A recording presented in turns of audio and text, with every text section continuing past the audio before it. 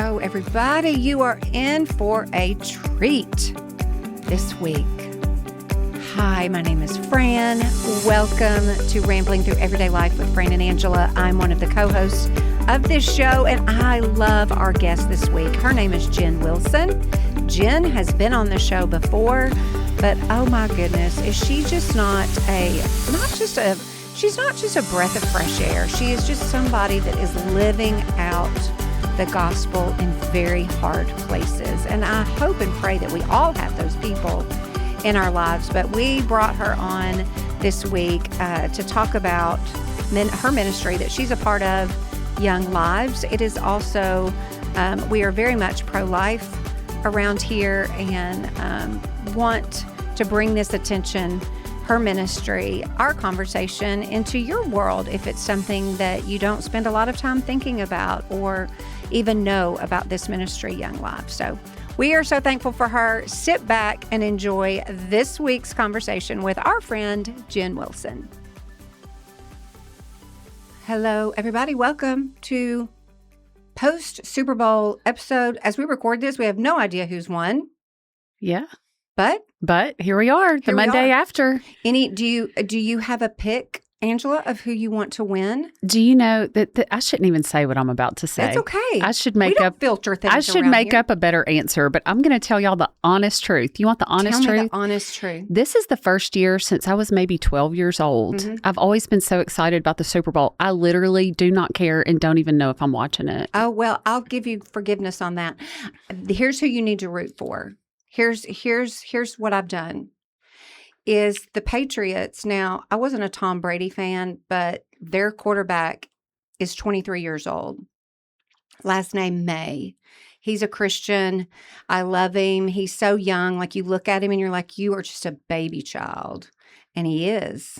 But he is, maybe Dan Marino. He's like, potentially, if they win, the Patriots win, he'd be the second youngest quarterback to win a Super Bowl. So he's a baby child. And I love his faith and how he proclaims his faith. But then, like, the other guy for the Seahawks, Darnold, which I always want to say Travis Darno is a Braves player. And that's not even, they don't go together. But Darnold has been on like 5 NFL teams. He's established. He's old. Like, you want him to win because you're like, dude, you've been fighting hard for the thing. So my kids say the Seahawks should win. They should. But I'm pulling for the Patriots because of their precious baby child quarterback. Well, see, now you've made me want to watch it. Yeah, when they become people and stories, then I get drawn in. Yeah. Which one of them? There's one that I've seen all over the news because he was very, very premature, and it's pro-life month, and there's been a big testimony from one of the quarterbacks. I would guess May, but maybe I'm not sure. But You'd have to Google and look him up. It got my attention enough to remember the story, but not the name. Mm-hmm. But anyway, I have seen all across the internet all week on social media so many of the guys on both teams proclaiming Jesus. So that's a wonderful thing. It is a wonderful thing. But usually I've got the party plan or the snacks or these ideas about the game. And I'm just like, maybe it's because it's been so weird in the world lately. And listen, what did we do in January? Oh my goodness. It was 31 happened. Days of what just happened. 300 days. Are you watching the Olympics at all? Y'all, okay, so we're recording this on Sunday. So everything that we're saying is like going to be irrelevant by the time you listen to this. So just feel free to fast forward for the next few minutes. But I watched the Olympics. I love the Winter Olympics. But this morning I woke up, I turned it on NBC because I'm also borderline obsessed with Savannah Guthrie's mother and that whole kidnapping situation. So I'm always like anxious for a Nancy Guthrie update. What is going on, So I had it on NBC thinking the Today Show would be on. No, y'all, the Olympics are on. And I see the breaking news. Of what's her name? Lindsey Vonn. Lindsey Vonn has tumbled down the slopes. Airlifted, which they did say that's standard, that's normal. Because of where they are, they're going to airlift anybody. So we don't need to read too much into that. But she had... injured her ACL prior. And I'm like, oh my gosh, dear Lord Jesus. But they also said her teammates heard her crying out and screaming, which they had not heard before when she had injured the last time her ACL a week or so ago. And so I'm just like, this is not good. So I was like, I can't watch it. I can't absorb this right now. You're too tender. I'm too tender. You're too tender. Well, once again, I remember stories, but not names, but there was an athlete weeping who had won her very first medal and she was so happy. Yes, and she's got a great name. Breezy, maybe. She won the downhill. Yes. I think her name is Breezy. that would make perfect sense. I'm going to look that up because while you're looking that up, I'm going to tell you a fun fact about this. You ready? Okay. Yeah, Breezy Johnson. Breezy Johnson. Don't you love it? Is that a nickname or her real name? Know. What a fun name. Yeah. I don't have a nickname. Do you have a nickname? I wish we had cool nicknames. No, I don't have a nickname like me either. No. Well, oh wait, do you have a nickname? I'm sure that just people don't tell me what it is because it may not be a good nickname. That's terrifying. If you're listening and we have nicknames, don't tell us because we don't know. Okay, there are 9 American mamas competing in the Olympics. How fun is that? Incredible. 9 mothers. Incredible. I saw that. Okay, these are my 2 hot takes from social media. There's 9 moms, which proves that motherhood does not end your gold medal dream. It fuels it. Listen. And then also, I thought this was so funny.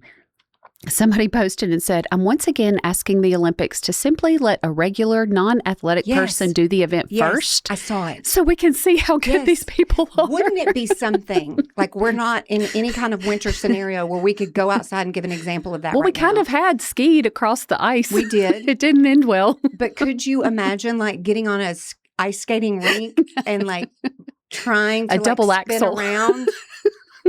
No. Good gosh, these people are my heroes. They're incredible. That was us just trying to get from the house to the parking lot. Listen, walking out of church this morning, the door that I walked out of, the sidewalk was still covered nice. And I was like, okay, here we go. Here we go. Walking like Mama. Well, speaking of church, and speaking of Pro-Life Month, one of our very favorite friends is in the studio today for the 3rd time as a podcast guest. She's not even a guest. By the 3rd time, you're not a guest. You're now a regular. Or you're a contributor. Yes. Contributing person. Yeah. Jen Wilson is back. Jen Wilson. Do people call you Jen like we do, or are you Jennifer? No, I think my parents are the only ones who still call me Jennifer, unless maybe my husband's upset with me. Jennifer. Does Matt, her husband is a judge. He is. Does he use his judicial tone ever at home, or is he with afraid the kids, to? Probably. Yeah, that he definitely has that judicial temperament with our teenagers kind of need that. Teenage boys specifically can benefit from a little judge attitude now and then. I can see that. I'm terrified. I would just be, Angela would be one of those people. I've never had a conversation with him. I know him just through social media and hearing Angela talk about him, different events, different things where y'all's paths cross. He would be the person that I'm so scared of, intimidated by, that I feel like I have to like prove myself in how I communicate, and I need him to think that I'm intelligent. He's definitely in a category of people we're not going to name who intimidate us to the point that Fran and I can't just let a conversation naturally end. We have to say one more thing that makes us look like fools. To the person who's like, I think he would enjoy that. I mean, would. He's been married to me. He's actually, he's way better with little kids than I am. He's a total softie with animals. Like he's, he is serious and incredibly smart. But he's really, he's one of our biggest Young Lives childcare volunteers. It's his face. He looks really. Actually was called, his nickname as a kid. Talking about nicknames was Judge. So talk about a self-fulfilled. He's just been serious, that serious face, but he's a softie underneath. Tell the listeners, because you just brought up Young Lives, and he served along with your son in such a humble servant role. You think about somebody being a judge, and then if you want to be even more endeared to them, when you hear these stories that, he'll never listen to this. He won't know that we're outing him. He'll listen to this. So we'll brag on him. Tell us a little bit about how he and your kids have been involved, because that was so sweet. It is sweet. So we, if you haven't heard me before, I run a ministry called Young Lives, which is a branch of Young Life, and it is meant specifically to do ministry with teen and adolescent parents. So mostly moms and kids. We have a few dads now. But every summer we take those moms to summer camp so that they can we can get them out of their everyday routine and where they can hear the gospel for 4 or 5 straight days. The only way that these moms are going to get to actually focus on the gospel, whether it's in town or at camp, is because we have childcare volunteers. Those of us who have been parents, you can imagine trying to listen to anything while you wrangle a toddler or a baby. And so whether it's at club and Jackson or when we go to camp, we have a whole team of people who take care of these kids so that their moms can hear about Jesus and so they can go ride a zip line and just be kids themselves when that's really not their everyday reality. And so, yeah, it was super sweet. Matt and my youngest son, John, came to camp with us this summer and took care of kids. And they may have had the harder job than I did. So Absolutely. What did that look like in a day-to-day? So we at camp, we have fun and do stuff, but anytime we're doing a gospel presentation, the kids are there. So they're pretty busy. I feel like we have a lot of time with the moms by design, without the kids. Now the kids do sleep with us. So I come back sick and exhausted every year. I'm old and my body doesn't handle it like my young volunteers do. But they really are with the kids a long time every day. And I just love that. They're not just with them, they really are praying for them. And it's just a real sweet picture to see. I think we had almost 100 volunteers this summer and they come, it's just missions. You're just coming to give your life away so that these kids can feel loved and their moms can know. For a lot of these moms, they're not accustomed to leaving their kids. Mm-hmm. So I think that was one thing that when I started this ministry, when I had little kids, I'm like, please take this baby from me. I'm so tired. Just give me a break.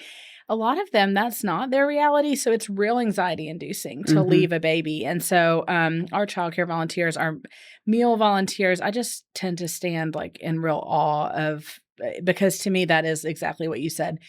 What I do, I feel like is fun. I get to, now I love teenagers and not as much little kids. So for me, it feels fun, but it just feels so sacrificial to serve in that. Who wants to go be thrown up on by a toddler? Or change diapers. Yeah. That's it's not your own. No. I loved my kids and I love our Young Lives kids. I don't want to do childcare. It's a calling. It is. It is a calling. Not is. Everybody should be stuck in the nursery. No, that's right. I will never forget Lydia and Atlas went one summer. Yeah. I don't even remember the year, but there's a picture of them in a kayak on the water in the sun, just, the water glistening all around them. And they're both just beaming. Yeah. They're smiling so big. And I thought, I don't know that they've ever been to camp, been in a kayak, but a once in a lifetime memory really that changes everything. It really is. Because I think like I said, when you have a baby at a young age, your childhood ends. Mm-hmm. We've got a mom who had a baby at 14. And so if you can imagine, that's the end of your childhood. And then you're stuck between this crazy world where you are a child, but you aren't living a childhood life anymore. And you are suddenly thrust into this adult world, but you really don't fit there either, right? Because you are, we all, when we had kids, right, had mom friends and, they don't have a lot of that. And so you get to take them to camp and I just get so tickled watching the joy, for some of these moms, it's just a gift to know that you're going to have really good food. Or leave town. Yeah. Oh, yeah. Super fun, To leave Jackson or wherever they live and go anywhere. That's right. It is. Camp is hard. And the first couple of days, they have no cell phones. So they don't really know. I had a girl last year tell me, this is like jail. And I'm like, oh my gosh, but it's literally what electronic withdrawal, and then by day 3 or day 4, they're living their absolute best life. And so it's so neat because we all do it, right? When we need to hear about Jesus, we kind of have to get still. Mm-hmm. And it's real hard to get still. Well, it's hard to get still at 14, 15, 16, 17, period. Exactly. It's hard to get still. Then you're now a mother and then you're somewhere else. It's just every obstacle that you have to encounter, you're encountering at one time. That's right. And this is all, where is camp? Is it North Carolina or Missouri? Well, both. Okay. That's impressive that you remembered Okay. both of those. Young Life actually has a ton of properties all over the world. Young Lives exists in lots of different countries, and so we go to Carolina Point most of the time. We went to Missouri one year. Carolina Point's a little further, but it's just beautiful. It's, on the border between North and South Carolina. It's stunning. Like you can't, Yeah. I mean, there is something, we're studying Genesis and women's ministry and talking about just that the creation declares who God is. I mean, that we're without excuse because we see who he is. And to get to be in a place like that, it really makes sharing the gospel with these girls easy because it's like, look, this didn't happen by accident, Yeah. So What have you seen at camp through the lives of these girls? Where have you seen life change for oh my them? gosh. I'm really struck this year in general, and I mean, it is just the faithfulness of the Lord. But like this last year we went, and I mean, just to see women decide I'm going to follow Jesus. Like they heard the gospel and it took root. And one of our girls, like she is showing up for church on Sundays, like Bible study on her own. I mean, you get to see in real time this like actual fruit that's happening. And that doesn't always happen. I mean, I'm so aware that a lot of our job is planting seeds. I mean, that's the majority of this, right? But I've been really, really blessed this year. We've had even some girls who've been around for a long time to get to see what God is doing in real time in their lives. And we're 7 years in into walking in relationship with some of these girls. And I got to hug one of them this morning and I said, it brings me such joy to get to have you next to me in church and worship with you. And there were years knowing that girl that I never would have imagined the privilege of getting to do that. And camp, it's for a lot of these girls, that's the start of this. They can get quiet enough to really hear the gospel, to really hear God's voice. And not for every single one, but for a decent percentage, I think the story becomes the Lord was real to me in that place. So I love it. How did the Lord plant the seed for you to begin Young Lives? I mean, if you said you're 7 years in some moments, I'm sure you say that and you're like, oh my gosh, it feels like 107. absolutely. And then you can say it and then you're like, it just feels like 7 days. I don't know if it ever feels like that. Yeah. So I was a Young Life kid. I wasn't really raised in church. I mean, we went occasionally, but I heard the gospel, I think, clearly for the first time through Young Life and met Jesus at a Young Life camp. And so that is my story. And then when Matt was in law school, I just heard a friend say, hey, we're starting this branch of Young Life that's for moms. And I was a mom at the time. And I thought, okay, like that's something I can do ministry-wise with my kid.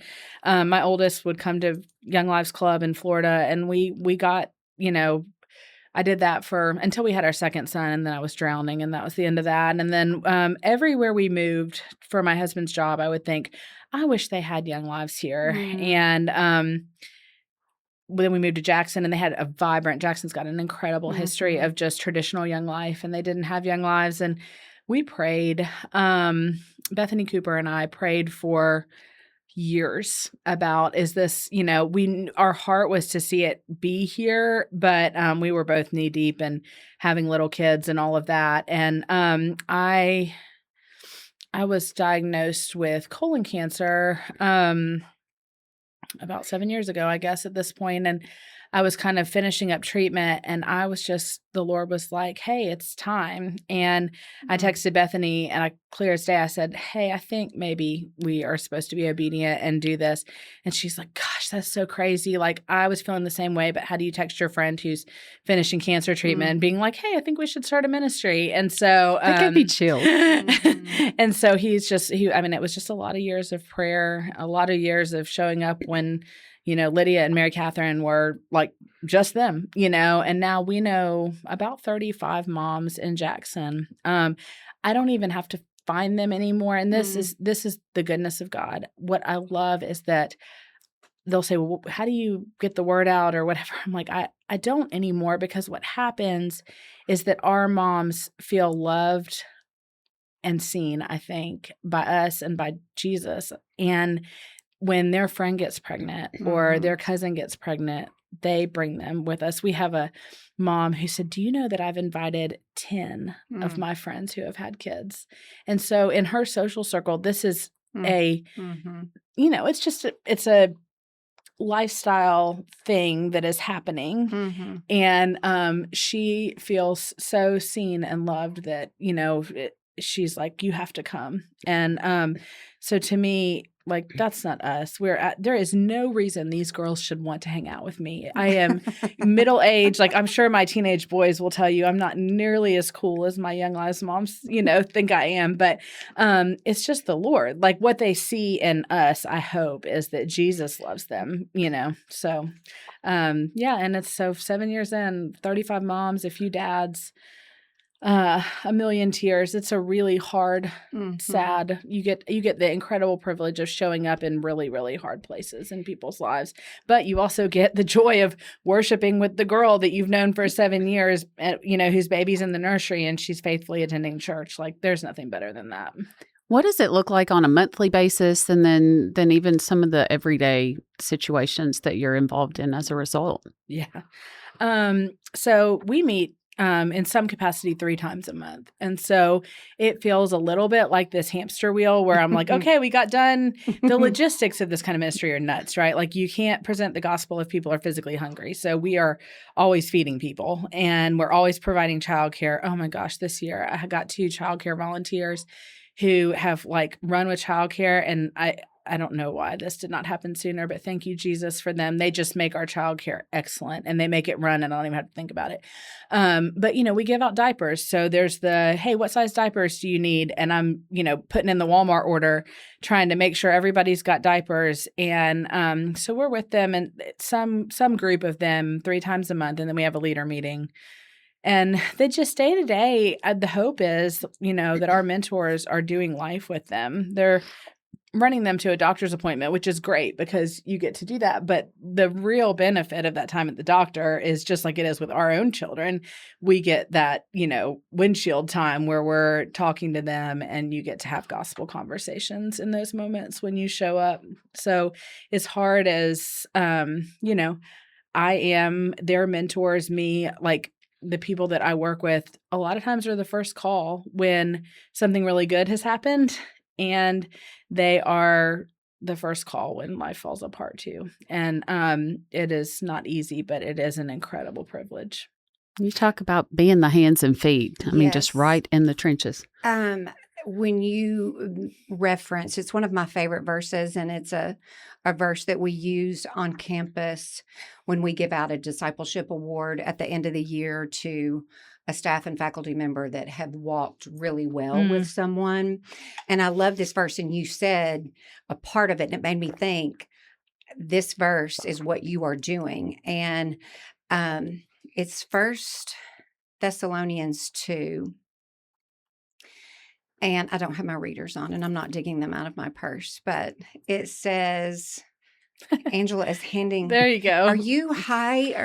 What are these? I don't, 2, 2.5, Oh, these 3. are, okay. I don't know. They probably need to be cleaned. Okay.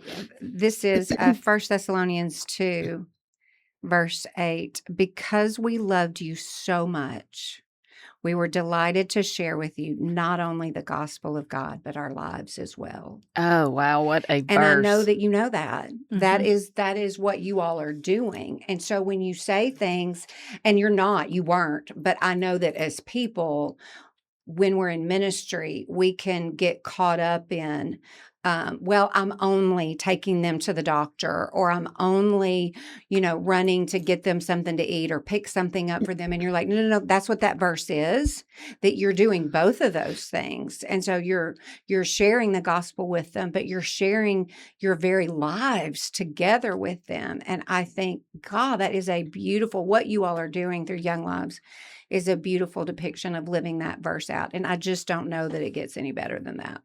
That's sweet. It is. It really, truly, people are very kind to say oh, what you do is amazing.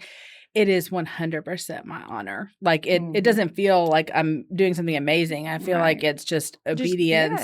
And I know I'm the one who's ultimately more changed by being in these places and doing these things. I mean, God has radically changed who I am through this work, probably more than I've ever done for, anything that he's done through me for someone else. So let me, I don't even know if I'm about to ask a good question, but okay. I'm thinking about,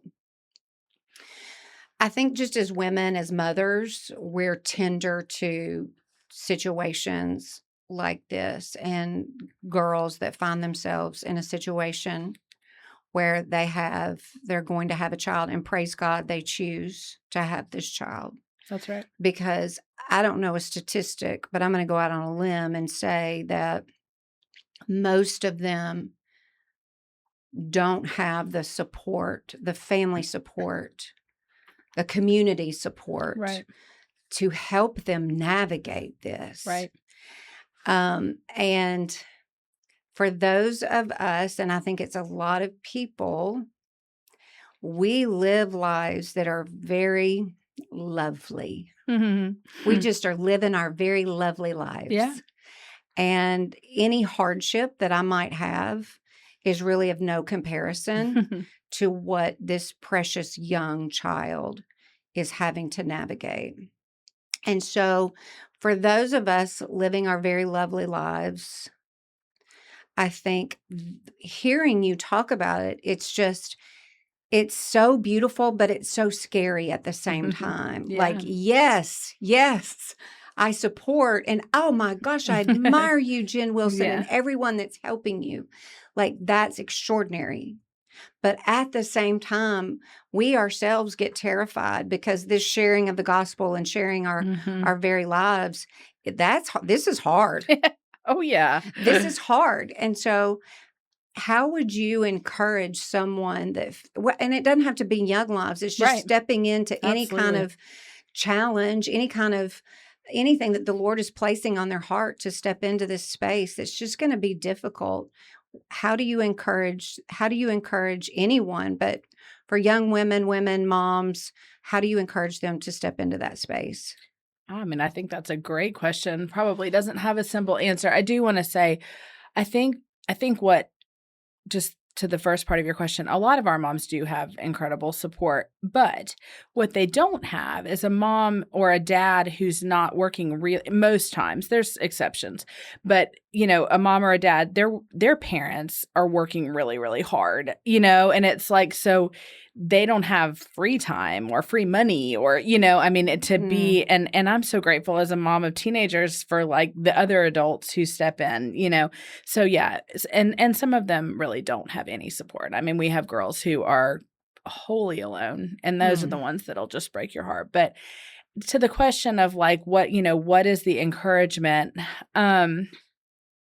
I think the encouragement is figure out what God has called you to do and do the hard thing and get out of your comfort zone. Be willing to go to the scary place, to share the gospel in a scary way.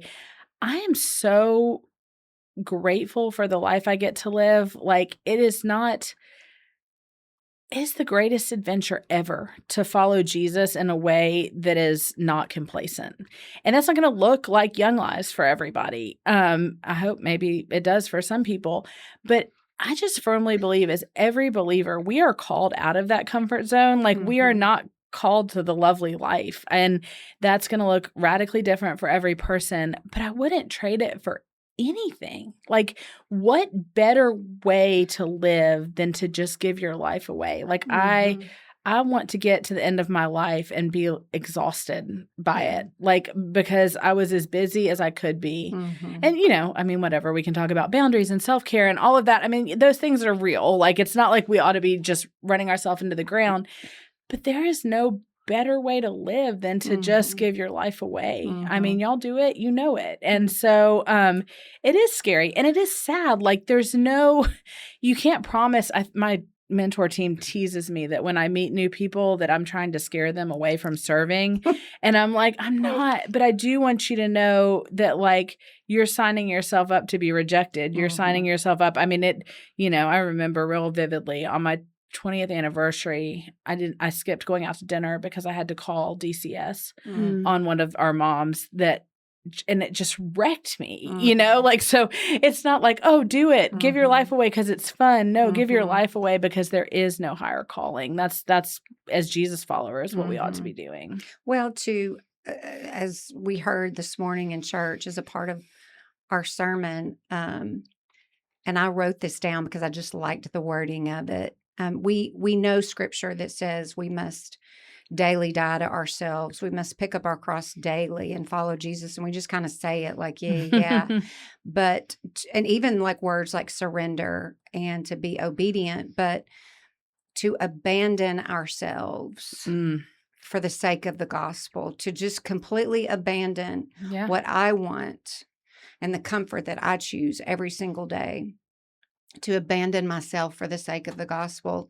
We all three know the older we get, the more that becomes very, very real and important to us, that life is fleeting, life is short, it is not guaranteed. And however the Lord, whenever, however, whatever he chooses, when and how he chooses to call me home, I want to be absolutely spent.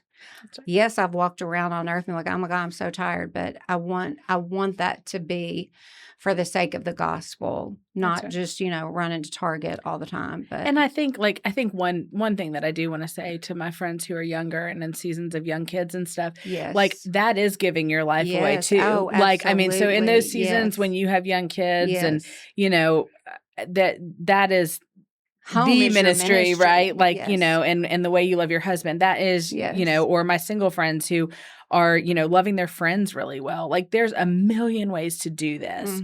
The question, I mean, I fight it every day, y'all. I just want to sit in my bed and scroll Instagram. Right. Like I do not, and I mean, I feel it. It's like my flesh fights against, I'll get the text that's like, Miss Jen, can you call me? And I'm like, oh, I love you. But everything in my flesh just wants to sit there and do nothing, And so it's not, I mean, please don't hear me say that I have this figured out. Right. I just know like, it's worth doing exactly what you're saying, trying to figure out what it looks like to run hard. Yeah.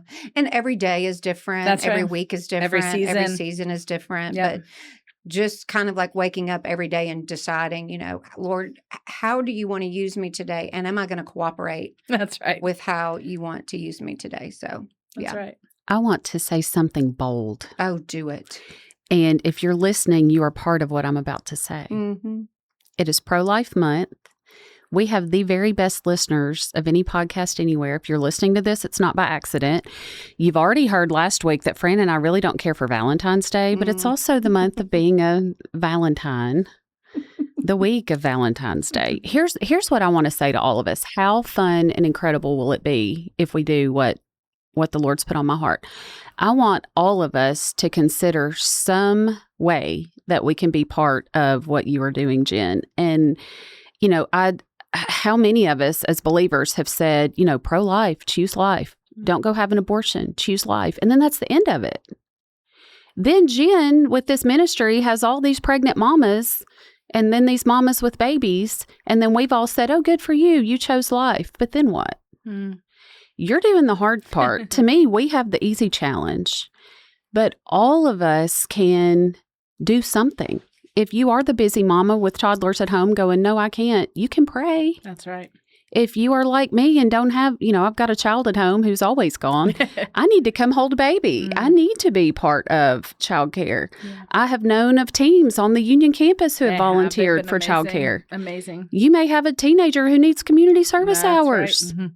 We just need to be aware and we need to take a step. Yeah. And we need to give us some practical ways, or I want everybody listening to do a little something. Can you imagine? Speak into what's going on this next weekend. Yeah. Speak into that for those people that are local. Yeah. Okay. So just practically speaking, I would love if we would storm the gates of heaven for there to be revival with these moms. Mhm. Like, that is what I want more than anything. Yes. And we know that that is strictly up to the Lord, but we get to partner with him in prayer in that. So that's my big ask. But if there's something practical, we always need diapers. We need people to serve a meal. We need childcare volunteers, and there are people that I can get you connected with. Angela is welcome to give out my number. Or Just she may- message us. I mean, Start yeah, with Fran and myself. that's We'll right. we'll Like, connect you. So all of those practical things, you may be like, hey, this is how I'm called to give my life away. And so I would love to meet you for coffee. We have so many moms right now, and our hope is for every mom to have a mentor so that she would have someone that she is in relationship with. And the reality of the number of women, the women I've get to lead are incredible. Like, it just takes my breath away sometimes, but there is not enough of us. And it's like, man, some of these moms just aren't getting seen in the way that I think Jesus would want them to be seen, just by virtue of not having enough help. So there are those things. And here's the reality of it. This is not cheap to do. And I hate talking about the money. The Lord has done a good work in me, and that he has reminded me that I get the privilege of asking people to help, and that some people are really gifted with making money.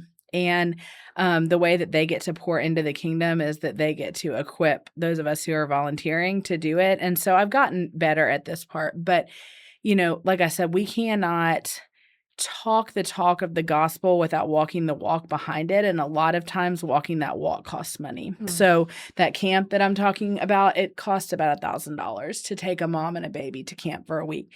But that $1,000, literally, I've seen it change lives for eternity. We're not even talking about like changing earthly situations. We're talking about like from death to life kind of thing. And so I can't think of a better way to invest $1,000, and so I think money is just an ever-present need. I bet I know how much we spend every year, but it is absolutely worth it. So I've got a sweet group of friends who said, hey, a lot of people at Fellowship or at Trinity, places where my husband and I are plugged in, kind of know about Young Lives, just because they've hung out with me for 7 years.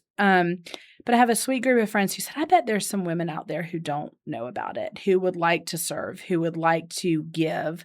And so they are putting on a girls' night out, February 26th at the Country Club at 6:30. It's going to be fun because this group of women are fun. Like, I kind of, every time they ask me my opinion, I'm like, I'm not fun enough to do this.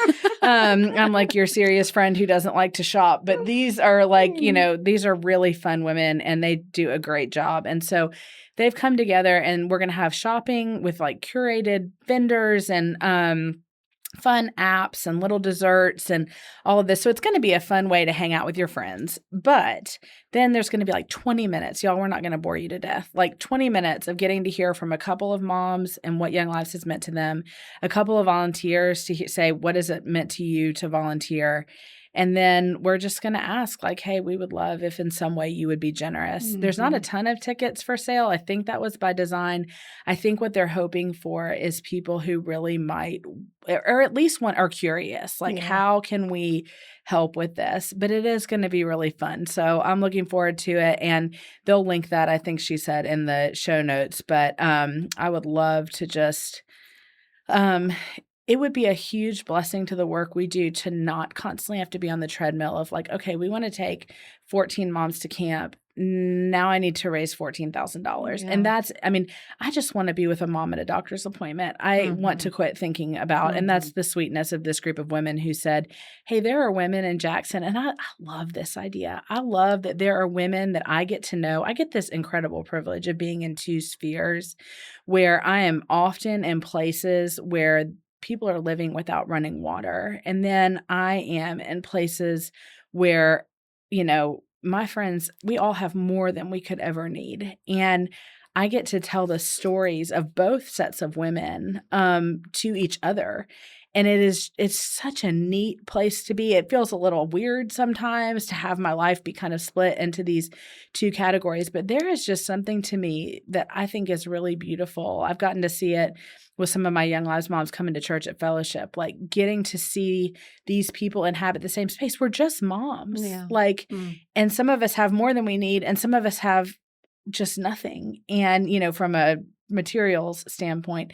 So the bougie fundraiser event is actually not me, but there is something that is super sweet about the idea of, hey, there are moms in this community who could radically alter the lives. This is like hyper local, right? You can't, every dollar you give is going to like buy diapers for a mom who lives 10 miles from you or less, Mm-hmm.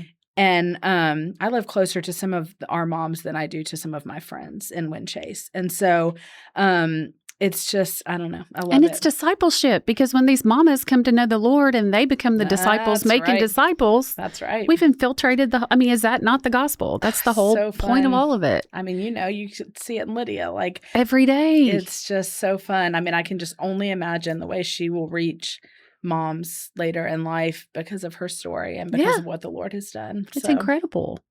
Well, don't be impressed with my math, because I used a calculator for what I'm about to tell you. But my assumption, tell me if I'm wrong, my assumption is that if several of us listening would just say every month I can give $50 or whatever, just do that automatically, then you're not worried. Then you kind of know, it's coming in. That's right. Because, you said $1,000 to take somebody to camp. That's roughly $80 a month. That's less than $3 per day. Yeah. I'm spending that on really dumb things, as you all have heard on this podcast. Yeah. So I'm, that's a little more direct than normally. We're not normally like, hey, jump on board, everybody listening. But this is just where our hearts are. Yeah. And I think matters. too, if you have familiarity with Young Life, right, and maybe your children have aged out of that and they're past Young Life, and so now you're just extra tender to this part of the ministry that you didn't know anything about. That's right. And so you can give and support Young Lives. There's a link that I can put. They make it pretty easy. You can kind of click on it and it'll say X amount of dollars or whatever. At least for the next few days, we are actually also looking for businesses who want to sponsor before we print sponsorship material.